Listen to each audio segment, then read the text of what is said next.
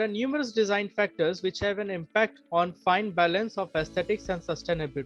Facades are one of those areas of concern, for they not only make buildings look beautiful but also offer the required close dose of energy efficiency. Today, to speak more about it, we have with us Mr. Sachin Rastogi. Mr. Rastogi is the founding director and principal at Z Labs, a research-driven architecture and interior design studio based in Delhi, India, that specializes in net zero buildings. Mr. Rastogi believes in developing an architecture that can simultaneously enhance human experience and minimize resource consumption. His design sensibility is informed by by profound understanding of climate, site context, and a building's environmental impact. So let's welcome Mr. Sachin Rastogi. So I'm talking about role of double skin buildings and roofs in building in extreme climates where the impact of outer conditions really impact the energy performance. And also, beyond the energy performance, as Shweta, our previous speaker, mentioned, that it is not just about technical aspects of the building. It is also about the experience and, the aesthetics value and other social aspects of the building as well. So in extreme weathers, your outdoor-indoor relationship, your transition spaces becomes very, very critical because you cannot stay in one space in a static environment. So today's presentation is primarily focusing on, how this double skin facade not only perform with the aspect of technical performance of the building, lowering down the cooling and the heating loads, creating more comfortable conditions indoors, but also creating a third dimension of space where users can continuously come in and out and change the environment around them. So traditionally, we used to have these central courtyards, which were used as a basic passive measure to cater to the climate.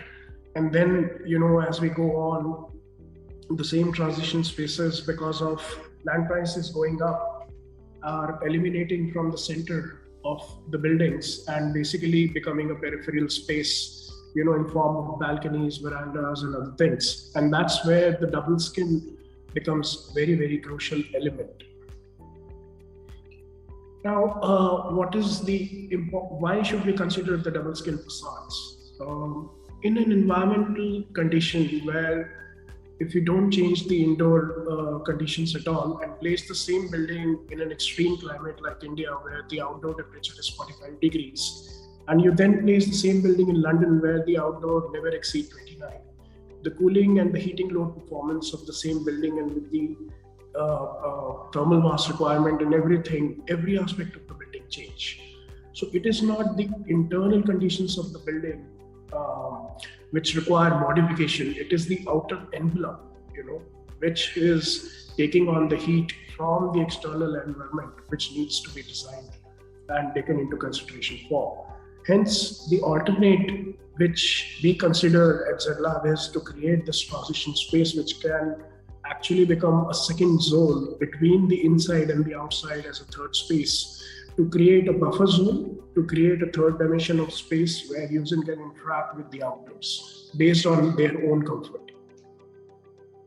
These are some of the traditional ideas of how double skin facades were used. So in a hotter climate, they were primarily shading devices on the outside, and the cool air was allowed to enter at the bottom of the skin, and the hot air rises up on exposure to the sun and escape out from the top. So these ventilated facade decrease the thermal aspect of the load on the building, also reduce the solar gain directly from the sun, and the diffuse radiation as well, creating more comfortable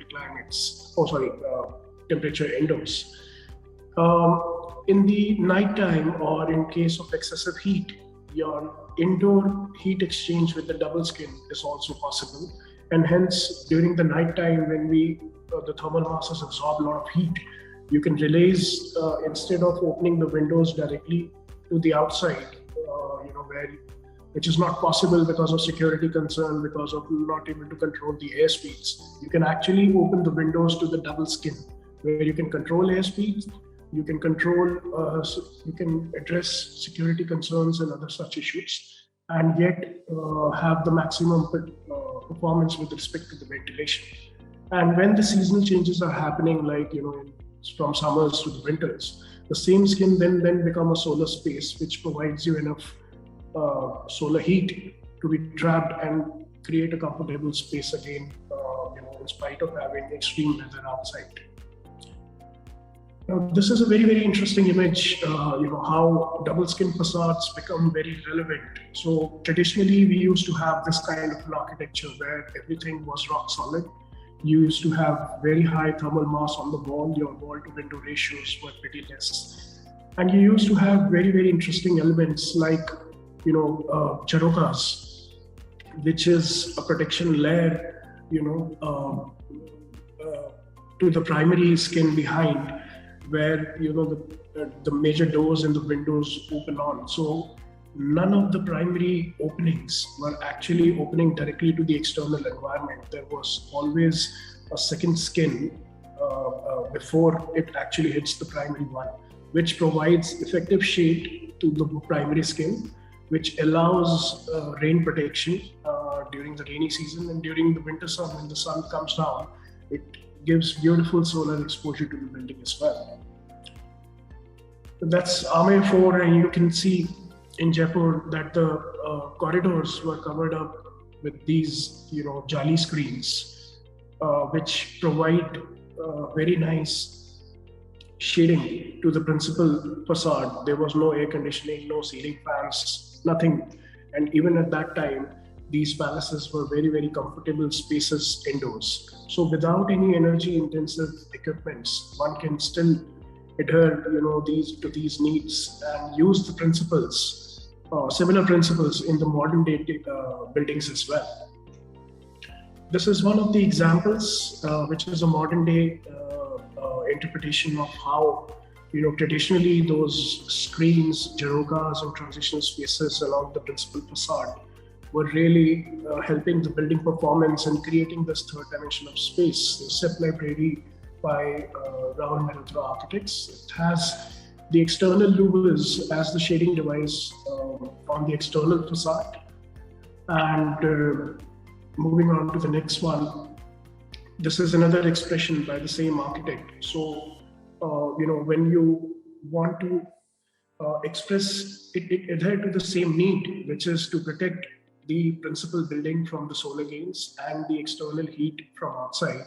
But two different expressions and ideas are expressed by the same architect in two different typologies of building to adhere to the indoor comfort. So the limitation with respect to design and aesthetic values can change with the architectural expression, and their needs and different concepts can be applied.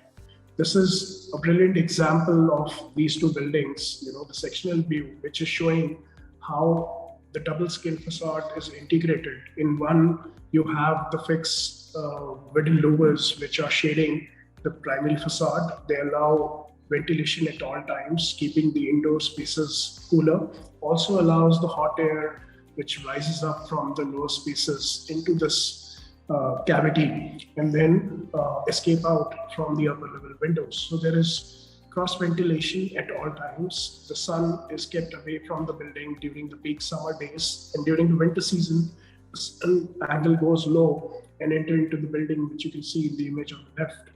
On the image on the right, the expression and use of materials is very, very different. So he has used more organic materials like foliage with a metal screen on the facade, and hence the whole expression in the concrete jungle completely changes. And then the user experience of the building from inside to outside or from outside to inside also enhances. Because of evapotranspiration process, the plants keep the microclimate cooler and create that benefit for the end user, which is beyond aesthetics as well. That's another way of putting the screen in between the principal glass facade. So these glass boxes, which is a new day global expression of aping the Western architecture. Rather than doing that, you have these metal screen, which is a new expression as well. I'm going to talk about how at ZLab we have used modern day techniques and technology and materials and created new expression with respect to double skin facades, and how it has helped in the environmental performance of the building we have built. So this is Girls Hostel building at Gurgaon, St. Andrews. The climate is composite, and it changes in every 3 months. Summer temperature hits 45 degrees, and during the winters it drops down to 15 degrees. That's the overall master plan, and the girls' hostel is right there at the bottom corner. Our idea was to create this double skin facade, which serves many purposes.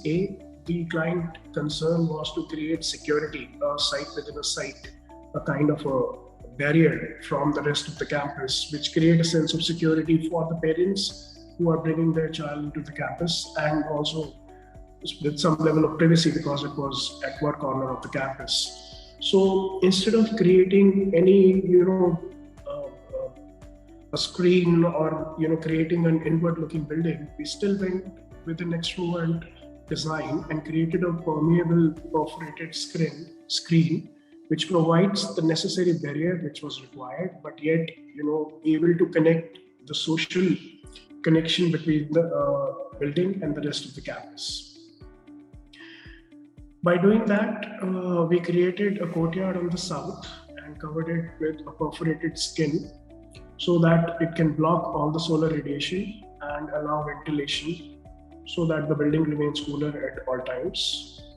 This courtyard was then planted heavily, and a social staircase, which was a fire escape, was created as a social hub, which then penetrate into the building and connects in form of lounges or terraces, and creates multiple level social spaces within the building itself, helping the building to shade and also allowing or creating different expressions for the user to come out of the building and experience the building from various levels and connect.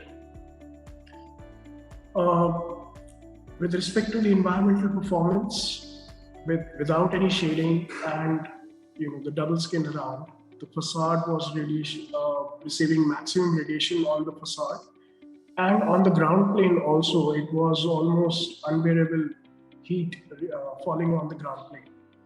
When we added the balconies, we were able to reduce some radiations direct and diffuse on the facade, but there was no impact on the lower ground floor, and hence the user can come out from their rooms but cannot really come out into the peripheral areas of the building skin. Then we added the staircase and the permeable double skin facade and the roof, which created a beautiful shading environment all over and reduced the direct radiation and diffuse radiation falling on the facade by almost 60% on the vertical and on the horizontal also, which allows user to come and use the spaces day in, day out at any point of their given choice. Then we further incorporated planters on the lower level to make it more experiential space and create a favorable microclimate for the users to come into. So we created these open spaces in plan right at the front and gel it with the southern courtyard, which is actually covered by the permeable skin. And all the rooms on the southern side were allowed to interact with this courtyard. So whenever it is hot outside, the temperature feeling outside is almost like 55 degrees because of the radiant heat from the surrounding surfaces and no shade. The sun is hitting directly onto you. As you move on to these transitional spaces in the building, on the periphery of the building, on the north or on the south, the sun radiations are blocked.